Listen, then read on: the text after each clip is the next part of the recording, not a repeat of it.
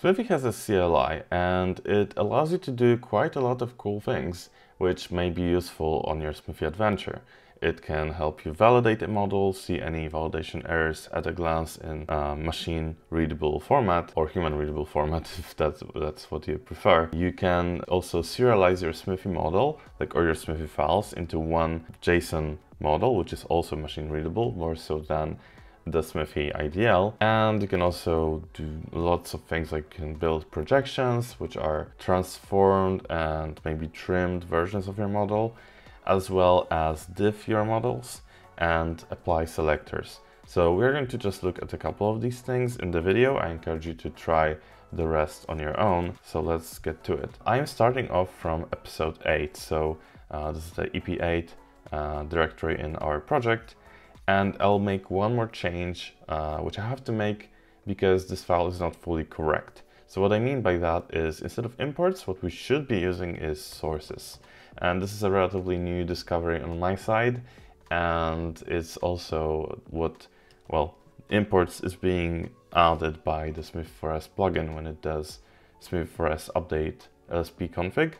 But it should be sources, and we're going to change that. Just for now, if Smithy4s generated this for you, like imports, change it to sources. I'm also going to remove the build directory, just because the IDE sometimes doesn't realize that we changed things and you have to, like, there's a cache on disk. And now we are ready, so I'm just going to commit that and we can move on to using the Smithy CLI. I'm going to actually move away from the IDE for this. I'm going to do this in my shell. So first we have to install the Smithy CLI, and there is a bunch of ways you can do that. There are lists on the website. The one that I like to use is the one where you don't actually install it globally, like forever. You don't have to maintain the version.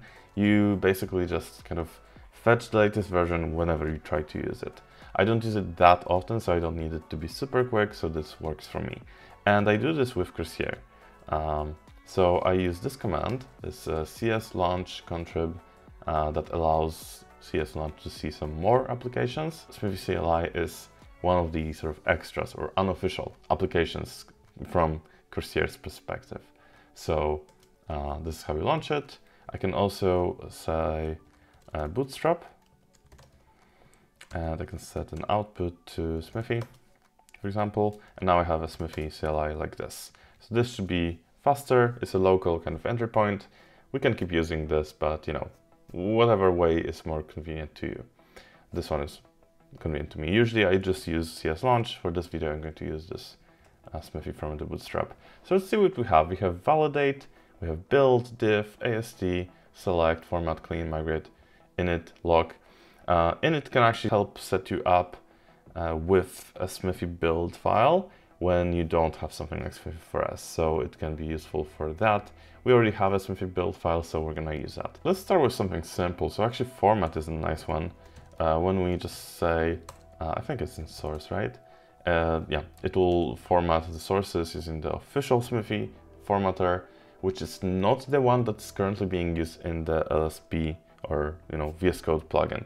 Neither of the VS Code plugins. So chances are, if you're still watching this in like mid 2024, you will get different results from this and from the editor. But you know, in the future, this should stabilize on probably this format.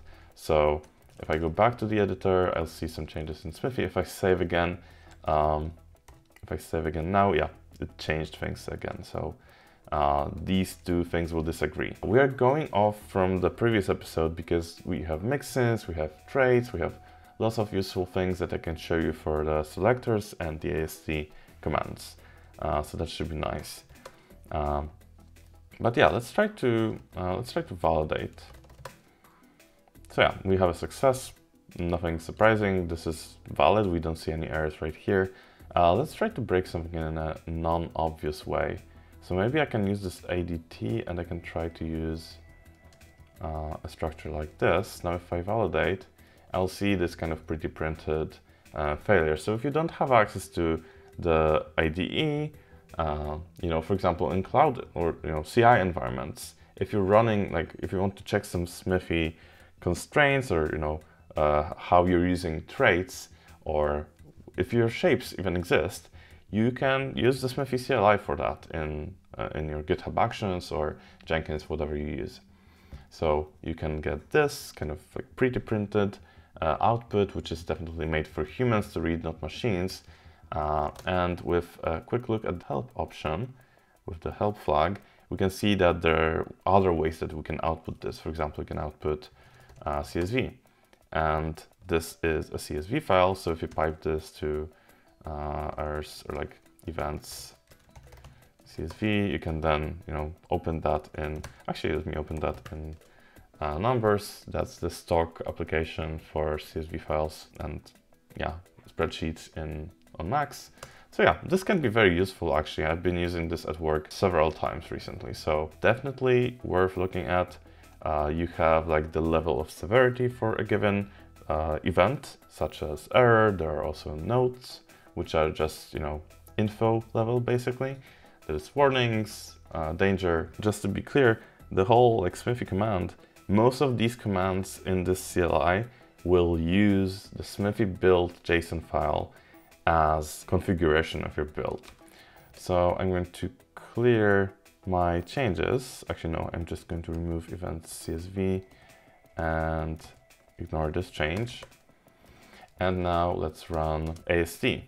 So this is going to be interesting, and this is why I actually wanted to move to a shell, because this is going to be a lot of stuff. And as you can see, it is a lot of stuff. We can help ourselves a bit by piping to something like bat with a language like JSON. And that's okay, it's still JSON. And this is a serialized form of our Smithy model. The Smithy model is not just a particular file or shape, it's all the shapes that are kind of in scope of your project.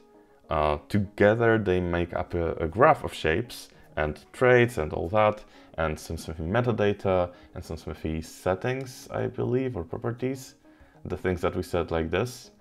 All of this is combined into one huge data structure, and this is a serialized form of it. And it's kind of raw. For example, mixins are not applied right here. So if you look at, let's say this unauthorized user data, I'm just doing like text search here.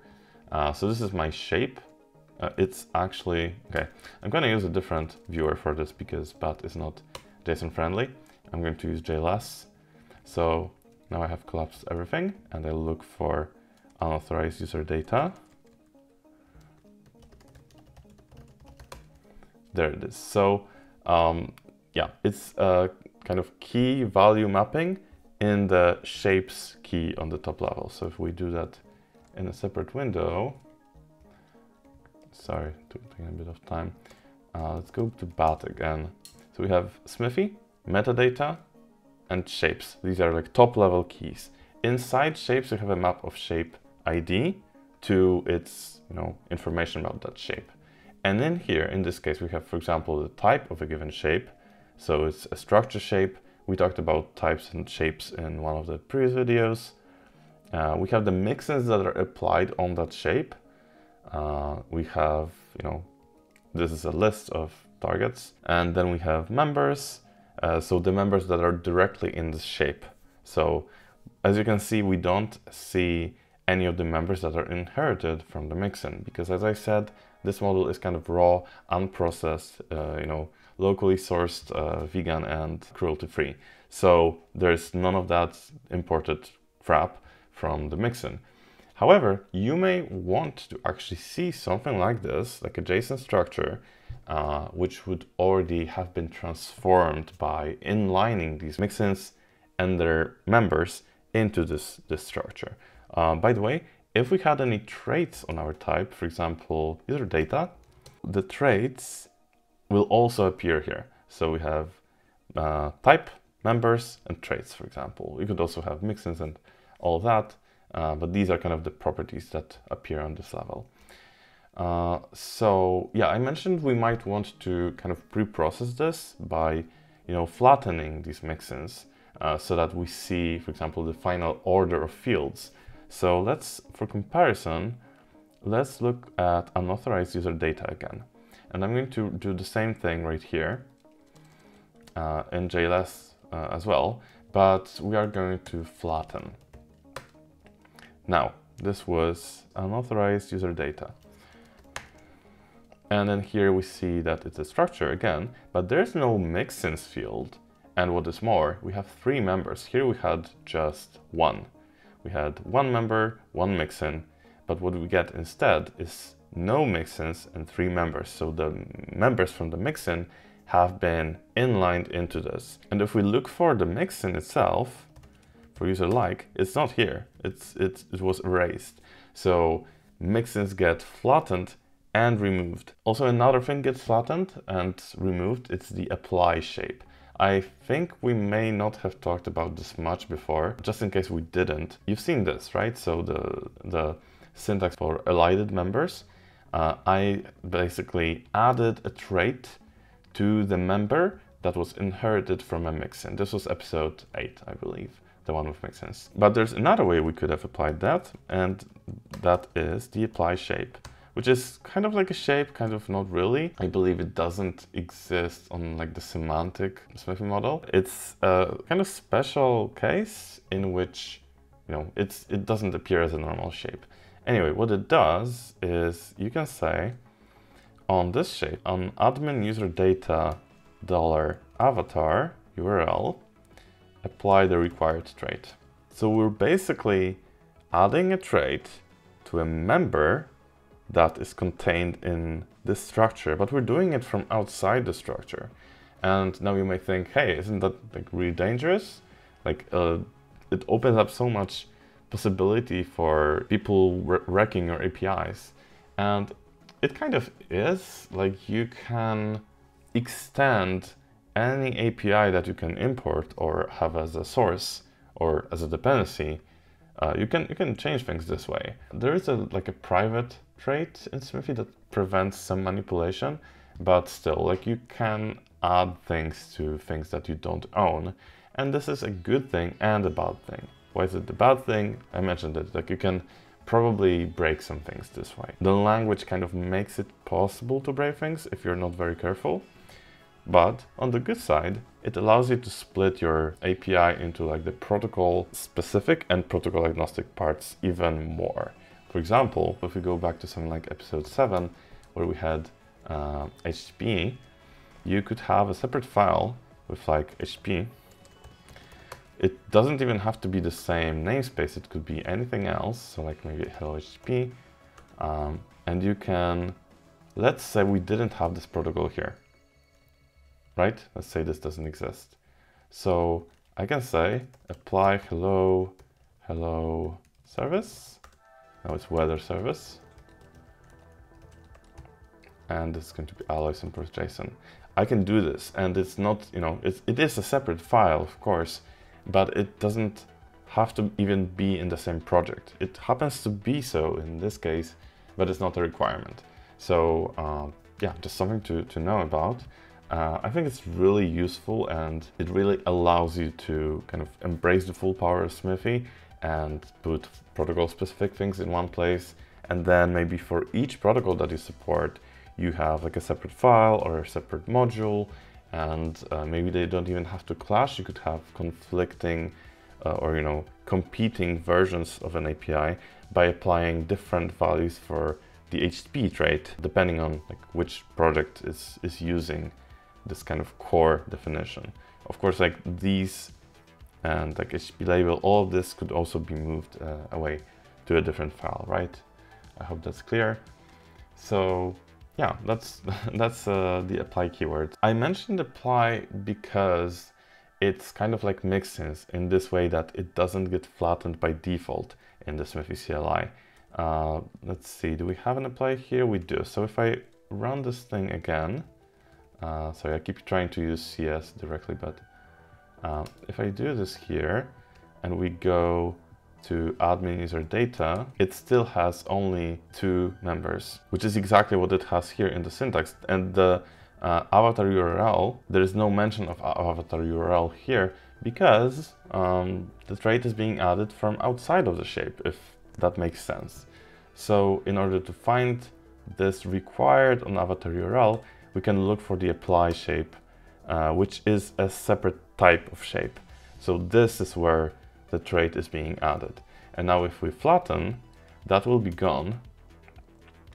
So if we go back to admin, user data, now it has all the fields. So it has display name, avatar URL, which is required, user ID, roles, and the apply is gone. So yeah, that's what flatten is, and that's what AST is. I would not encourage you to try and parse and decode the structure if you can avoid doing so. There are better ways to kind of analyze Smithy models or do metaprogramming on them, especially if you can do this on the JVM. But always know that it's there and it may tell you things. You can use this to extract some information. You can view like the final order of things. It's a useful tool, I think. Just know its limitations and know about flatten, and please, for the love of everything that is holy, do not try to implement flatten yourself. It's just so many things to care about. You have to resolve mixins and applies, and you have to do this recursively because mixins can extend other mixins, and yeah, it's just not worth it. Please just use native tools, which is going to be the Smithy CLI and the Smithy Java libraries, which we will talk about in a future video. Next on the list, I wanted to show you select. This may be more useful to an average user. Basically, select allows you to select a bunch of shapes from a Smithy model based on some criteria. And the way I like to think about it is like you start with a whole model, like a list of shapes, and then you slowly but surely filter it out or like jump to other shapes. And on each stage of that process, you have a list of shapes. There's nothing else you can access. It's just, well, you can access like to filter by properties, by mixes, by members, by names, by traits, but ultimately anything that you can, the only things you can return from this process of selection is shapes. So to give you an example, we can find all structure shapes in our model by using the Smithy select command with the selector set to structure. So these are all the structures, and we got the IDs of them, but if you look at the help, you can use the show flag, and for example, you can say show type, and this will give you, well, this time is JSON, but that can probably also be customized. We get the shapes with their types, so at least there's like some more information about what we queried. We can also do maybe union. That's far less than the structures. As you can see, like unions are not very popular apparently, at least not in our example and in Alloy. By the way, this whole selector syntax, I'm going to show you some intermediate level syntax of this. It's scary to me. I do not like it very much, but it does the job, and there's pretty good documentation about it, and you can learn a lot just by reading examples of what people have done before with selectors, as well as the documentation. So it's not great, I'll be honest, but it works, so we can use it. In order to, let's just keep things from this namespace, from mixins, we can say this. So ID namespace equals mixins. So yeah, I do not want to go into all the details of how this works, but basically we're saying take structures which have an ID which has a namespace equal to mixins. I hope that makes sense. And so that's how we get all the structures in this namespace. We can also remove this structure filter, so it'll just be all the shapes in this namespace. And that includes member shapes. So maybe we want to exclude them. So we can say, oops, not, and here we can say member. So that should exclude all the member shapes. So we just get basically structures and unions, string, list, yeah, the union. So everything else, which is not a member here. We can also find all the members of a particular shape. So for example, let's say my shape is going to be mixins user. So I'm going to do ID equals mixins user let me just confirm that. Also, let's remove the show type. We have user, and then to find the members, I can just look at what it targets, or I can be more explicit and say member here. So we have avatar URL, data, display name, and these are actually resolved after mixins. What I mean by that is if we look for something that has a mixin, let's say the admin user data, I think it's supposed to have like 4 fields, right? So it will have 4, which is, you know, it's nice. It's definitely better than the raw ASC that we had, which didn't have these things resolved. So yeah, and now if you want to find out all the target types of these, we can do this chevron syntax again. And these are all the shapes that are being targeted by members of admin user data, which can be a useful thing. So you can imagine we could also find like all things that are used as members just by doing, just by doing this. So yeah, in our whole model. So this includes traits like the prelude, alloy, and everything else that we are using like Smithy for S meta. And I also want to show you how we can find things that have a particular mixin or have a mixin in general. This is another funky operator. So basically we can use this test syntax. This is like the opposite of not. So we had before something like this, so non-members. So whatever I do here in this not, it will only be used for like filtering. It will not be used to like transform the output. So if here I would, you know, like do like member, targeting something, this will not affect my outcome. You know, it may affect like this particular shape that we're looking at. It will either be included or not in the output, but we're not gonna get like something completely different. Some kind of intuition to understand this better that I've been using, you know, in my head is all of these things are usually like a flat map on a list. You take one element and you transform it into a set of like 0 to many elements, and you flatten the whole thing into one sequence. In fact, it's like a flat map on a set. You flat map and then do like a distinct operation, because that's what the output of a select is always going to be.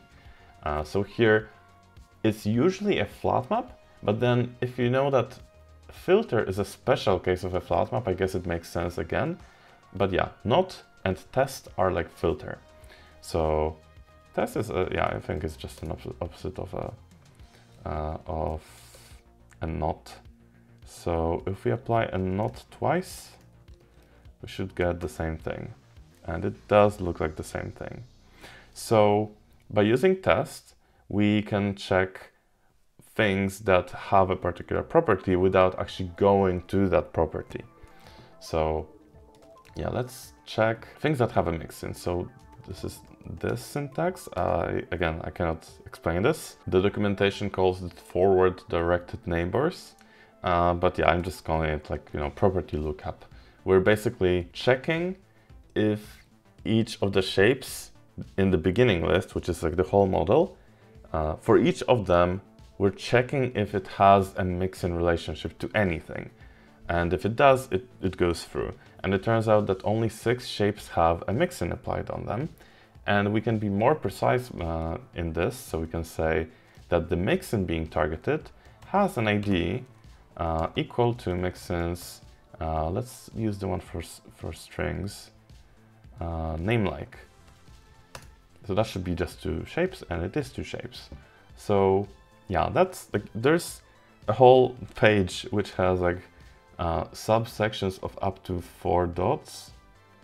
Okay, not 4 dots, but like 3 dots. Okay, there's a dot here. Technically I was right. But yeah, you know, like this level of detail of documentation, which is not that common in docs, and I think it's actually a good thing.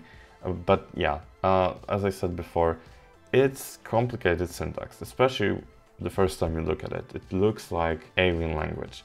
But I promise if you work with Smithy on a daily basis, you will benefit from learning at least a bit of it. So whenever you have a use case, for something that, sounds like flat map, sounds like filter, then, using selectors could be a good idea. And it's declarative. Someone may eventually write a tool that, explains these better, just like regular expressions. If you would like to work on something like this, I'm happy to send you some tips. Maybe we'll have some better editor support. I think the official VS Code plugin from AWS actually has like selector lookup built into the editor. The Disney version doesn't have that yet. So yeah, it's very useful, and you can do lots of interesting things to gather some information about your model using selectors. But also, maybe I mentioned it before, trait definitions can use a selector to specify where a given trait can be used. So for example, default can be applied only if we're on one of these shapes. Is kind of like a branching operator, let's say. So let's say I want to find all the structures, sorry, not structures, all the enums and unions. So I can use is union, well, I'll do it in order, enum or union. So it's like an or. So test is like an if, or like filter. Not is like filter not.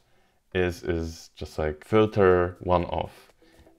I do think is actually transforms the output. So if we say like enum member and union member, we'll get the members in here. So it's not really a filter, it's kind of like a flat map of like broadcasting, okay? That's what it is. And there's so much of it. Is just one of the functions. There's also test, which we talked about. There's not, there's in, which I guess is like a subset check. So yeah, lots of cool things. There's variables. I absolutely don't understand these yet. So there's a lot to uncover here, even for me who has been working on this for like 3 years. And yeah, this is all I wanted to show you. There are other commands in the Smithy CLI. Hopefully you will have the time to go through some of them. And yeah, this is all I wanted to show. Let me know if you think I should do like a whole separate video on selectors, because maybe this is an interesting topic, or any other topic suggestions from the Smithy land or Smithy Forest land. I would definitely be interested in knowing what you want to see. So absolutely leave me a comment and let me know. And until then, until the next video, enjoy, and I'll see you in the next one.